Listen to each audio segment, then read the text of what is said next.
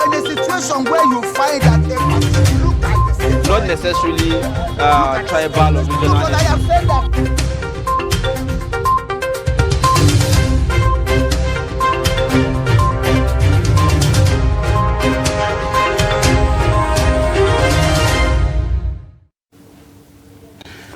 Welcome back. You're watching Daybreak on Trust TV. This is the newspaper segment of the program. Industries battle for survival as dollar hits 1,155 naira. That's the lead story on the Daily Trust this morning. A couple of riders, company relocating to Ghana, retrenching textile manufacturers. Employers recommend guided float FX regime. One-way flight ticket may hit 130,000 naira. How to rescue naira, BDCs and ex-ministers.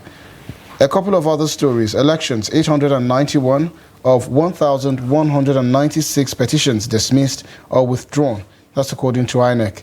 Tinubu withdraws appointment of 24-year-old as FEMA chair. You can catch that story on page 6. For those who had followed it, of course, you know some reactions had trailed the appointment of the FEMA chair initially. Diphtheria, Kano tops as 15,060 suspected cases recorded in 20 states and the FCT. Page 6, that story. Nigeria, Chinese firms signed $2 billion MOUs. Lekki Deep Sea Port contract. Atop the page, Kano government flags off foreign postgraduate scholarships for 1,001 students. Besides that, account for 500 billion naira recoveries, Reps tells Ramfac. And also, Matawale, Governor Law's feud leaves Zamfara civil servants hungry. That's a classic case of when two elephants fight, the grass suffers. Catch that story on page 3. And that's it for the Daily Trust newspaper. And now let's move on to the Daily Times newspaper. The lead story there, it says Oboroweri Okowa in Cold War. Interesting riders that might interest you. It says over commissionerships and sharply disagree over candidates for information and justice. Okay, get more details there in the Daily Times newspaper. And above that, we have a kicker that says Ibom Air. Flight to Ghana, beginning of expansion to West African region. Get that details there, started on the front page. And we have a pictorial here of a diesel laden tanker, tumbled, and we see people trying to scoop some of the materials, but it says that an averted possible fire averted as a result of this. How this happened, how it was averted, you get details of that in the Daily Times newspaper. And Tinubu sacks Okechukwu from VON, appoints new helmsman for many agencies. Page 2 has details of that. And then Supreme Court fixes 23rd October to hear Atiku's motion to file fresh evidence. That's on Monday. Get details of that when you refer that. Then RMAFC uncovers 500 billion naira revenue unremitted to federal government. Page 5 has details of that story. Akpabio tells Tinubu, Shatima home truths.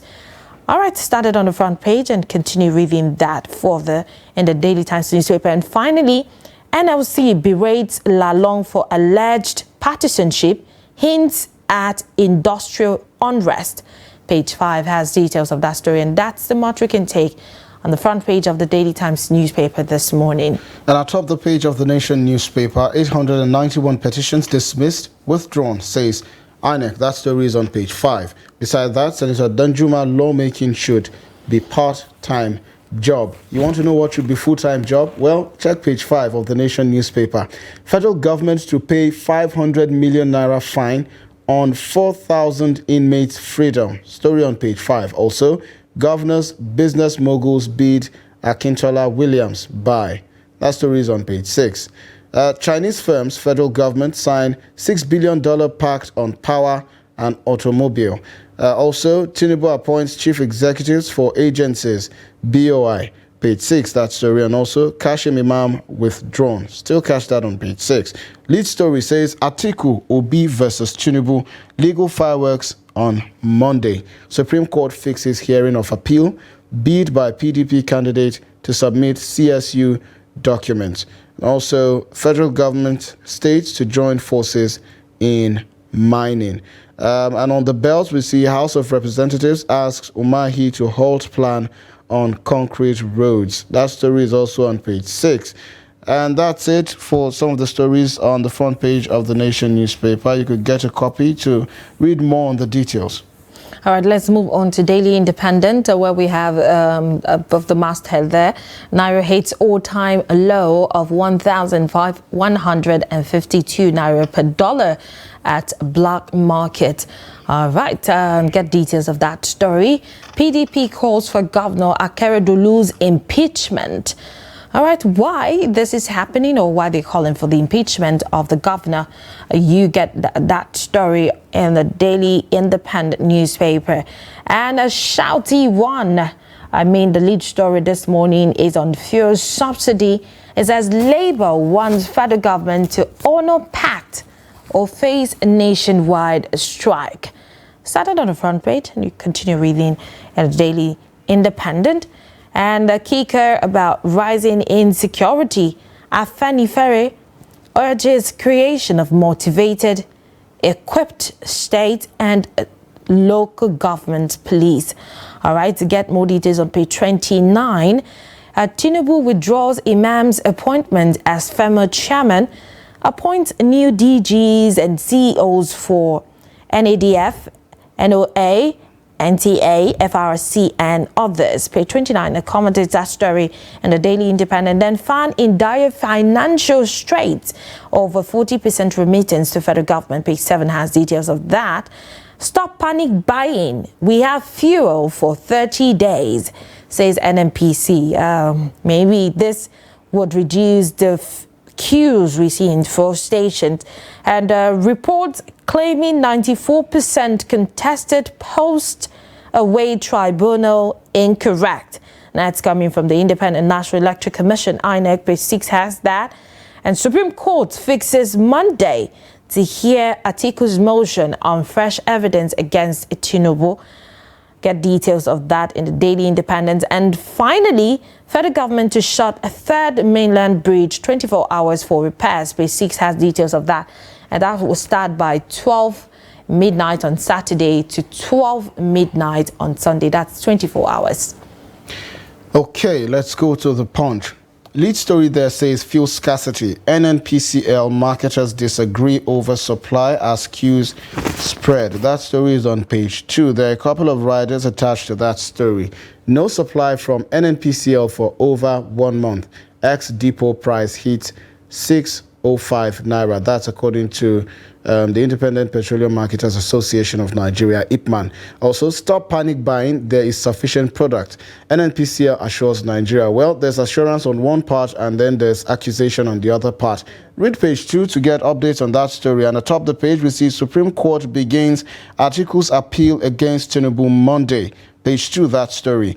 Israeli Hamas, US, UK, Germany ask citizens to leave Lebanon. That story is on page 8. As issues and situations continue to deteriorate with regards to the infighting or the ongoing fight between Israel and Hamas. Also, INEC Defense 2023 poll says 712 petitions dismissed.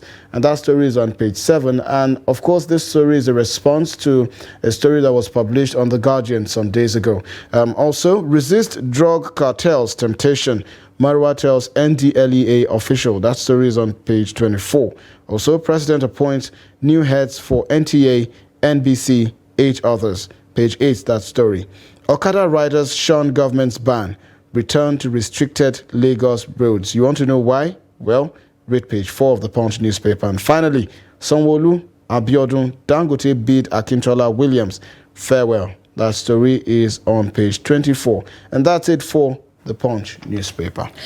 And now for us to get into the conversation, now joining us to review the papers this morning, we have Dr. Theophilus Abba, the director of Daily Trust Foundation.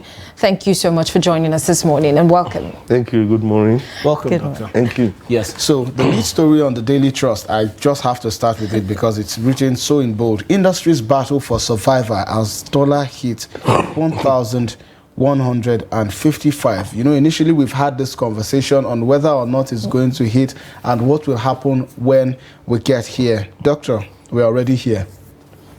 Well, it's quite unfortunate that the Naira continued to slide because of the supply inadequacy. And I think for industries to survive, they need to import. And as long as we don't have enough dollars, there will be competition for the dollar. And it's quite unfortunate because I think the attempt by government to bridge the gap between the official and the Parallel black market, you know, has not really worked. Because we are having, I mean, at the I and E window is about 700 and maybe 80. And then we are having black market 1,155. So we are seeing a gap of about almost 400 Naira, you know, between the black market and the government own window. And which is not funny. As highest ever. Yes, it's so high. Because I remember in 2021, when it was about 400 and something, and the official rate was about 300 and something. The difference was about 70 Naira. I remember I had to buy dollars, and I was lamenting, how could there be so wide the kind of difference? If it's 10 Naira, 20 Naira, I was saying it wouldn't be maybe so much. But the difference of about 70 Naira was a lot. Sorry. Now we have about 400. It's a whole lot. It's a whole lot. And it's not good for the country, you know, because the cost of living, you know, will keep, going high. And the quality of life will keep diminishing. You know, and one of the questions, one of the things that my lecturer in comparative economics taught me so many years ago, he said, look, the issue of the value of one currency to another seems to have colonial undertone. Because he gave us an example. He said, look, you are a journalist, yes. If you write 3 stories in a day and you get so and so amount of money in your country, your equivalent in the UK or US writes 3 stories in a day, he gets an equivalent of a certain amount. For instance, I get 100 or 200 Naira or 2,000 Naira for writing 3 stories a day. My equivalent in the UK gets less than 500 pounds for writing 3 stories in a day. If you compare the two, the space is very wide. And the question is this: why should I put in so much to do this and get less than what my contemporary in another part of the world does? So it is now time for government to take some kind of political decisions as far as the currency value is concerned. Because I think that, these are my thoughts, I think that, you know, the value of the currency depends on the political decisions that are taken by government. For instance, when the new government came in, the dollar was about 400 and something at the I and E window. But 450, 460, you go to the black market, buy it 700 and thereabout. So they took a political decision to say, look, we have to bridge this gap. And we now discover that decision was the wrong one. Because the attempt to bridge the gap has not led to more dollars coming into Nigeria. So I think there must be a kind of political decision that must be taken to ensure that the value of the currency improves. Because industries are suffering. Some of them are migrating to other parts of the world. The theory we read about value of currency is this: if the value of currency is low, then you produce and sell. People will now buy your goods, and then you have more money. But it is not happening. Because if the value of the currency is so low, to the point that people cannot use this money to buy what is produced by industries, if industries cannot survive. Because if you produce, let's say you produce Coca-Cola, at maybe you sell it at 500 naira per bottle, let me say 300 or 400 per bottle, a lot of people who don't earn enough will reduce the intake of Coca-Cola, and it will affect the business. All right, so let's quickly take a short break, and when we return, we'll continue serving you Daybreak. Please stay with us. Sounds like you're disappointed with the current lot. We are outside, me and you. Regardless, we could have done better. That you don't have to sacrifice your conviction. We cannot settle for what is bad. I sacked a governor because of misappropriating 300,000 naira. The clamor by the NCSC was a unitary form of government. This doesn't go well with Savannah. So when we said we wanted self-government for Nigerian entities, so look, count me out. What you call goal, aims and directives. But the issue of joining politics simply because you want to be given job or to be given contract. Removing the assumptions, the foundations of their theories, and at the end of it, each and every one of them seems to be surprised. I was posted to Guachuku. My job was to go from community to community, educating the people how to improve themselves. Government will come to help you.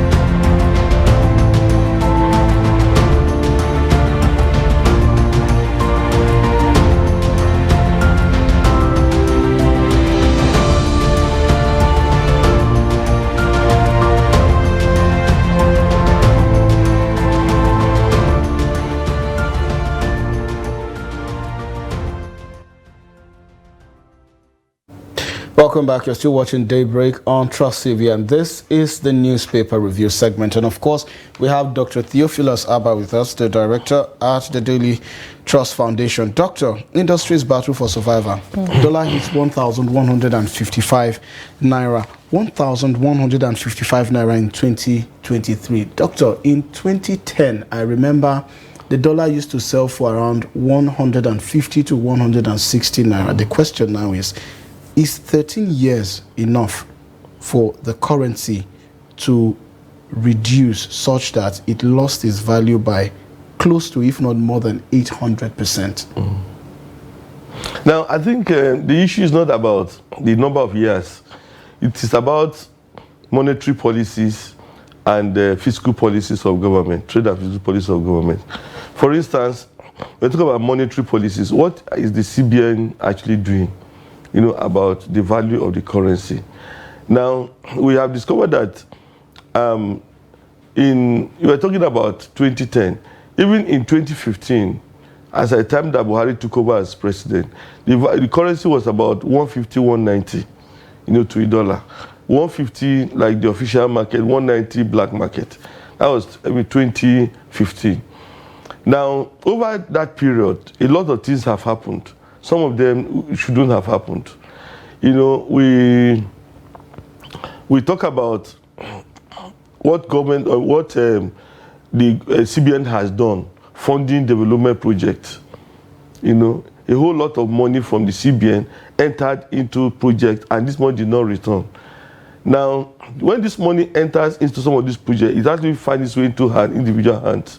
And these guys use this money to buy dollars that are not available. Secondly, we know that the dollar that we are supposed to earn, we are not earning as much because of what we call oil theft. Because the bulk of the dollar that we earn in Nigeria, we earn through sale of oil. But the unfortunate thing is that you see, when we earn this dollar through the sale of oil, we also use this dollar to buy refined products. I think I've said it here before, that if you go to the dashboard of the CBN to find out how the forex is spent, how this money gets out, it's actually about 70% used to purchase refined products. So what is not available for others to use? What's available for those who want to pay school fees? What's available for the industries that we're talking about now to buy raw material? We are about 30%. Then even the civil servants who travel abroad, they get this dollar for, as what we call it, extraco. CBN has to make this available.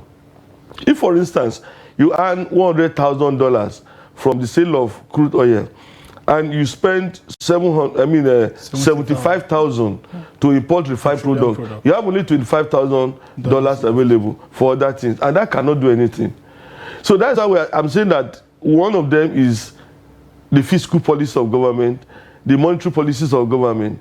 If you keep on importing petroleum products, as long as you keep importing, we'll not have enough dollars to do other things. Let's hope that, what the government is doing, the borrowing from the World Bank to actually cushion some of this effect, takes effect as soon as possible. But let's move away from some of these policies now. Let's go to Zamfara State, where we have this headline here talking about Matawalle, the former governor of Zamfara State, and the governor now, Dauda Lawal's feud leaves Zamfara civil servants hungry.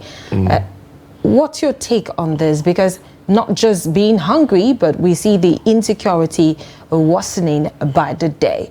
Let's have your take on this development. Well, I think,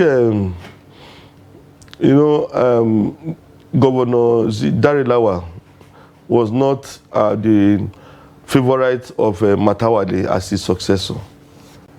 I think he wanted some other person to take over from him, and as it happened, the election didn't go his way.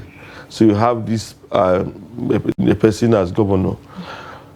But I'm thinking that, you see, Matawalle has done his own bit as governor, and the state does not belong to him.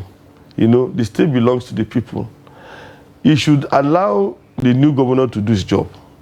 I was thinking that Matawalle being the Minister of State for Defense, he will now say, okay, young man, I am now in this position. I'm going to use my position to help deal with the problem of security in Zamfara State. But instead of that, we are seeing something that is contrary, because insecurity in Zamfara State has not abated. He was there, he was governor for years. There was the insecurity, although he would say insecurity met him or he met insecurity or whatsoever. But then it's not an excuse. But if you have the right approach to dealing with this problem, you handle it.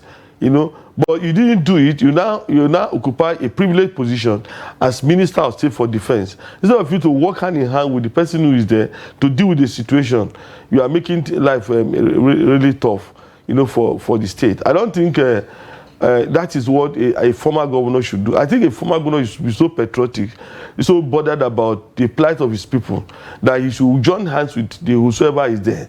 Because it's not like a monarchy system where you can now say, okay, I'm there, I'm no longer there, the person who is there must suffer. No, it's a democratic system. If the people have decided that this is the person who should rule them, you should work with them, with that new governor, so that you don't create a problem or indemnity and cause the state to suffer. There is no glory in living in the state and thinking that, if because I'm not there, the people must suffer. All right, it shouldn't be so. So the final one before we let you go. The president has made some key appointments in the information and national orientation sector, and he has also withdrawn the appointment of the previously appointed chairman of the Federal Road Management Agency. How do you respond to that? Well, that of FEMA, I'm surprised, because you can't be appointing people and in 2 or 3 days remove them. It doesn't happen. What does that say now for the government? Because this is not the first time we're seeing withdrawal of appointment after a few days of appointment. It shows that there is no harmony. It shows that some names some persons were appointed without the knowledge of the president. You know, there was a story that a former CBN governor told us. You know, it was an interview we had with him, and he told us this story. He was the managing director of New Nigeria newspaper. And the president then was given an appointment, and he was supposed to be appointed into maybe to become Minister of Defense or something like that. I mean, Minister of Information or something like that. So in the process of typing the appointment, they made him CBN governor. They gave him appointment as CBN governor. The position that was supposed to give to him was different, but they had already appointed him as CBN governor. And they said, this guy, you were just a newspaper man. How can you be a CBN governor?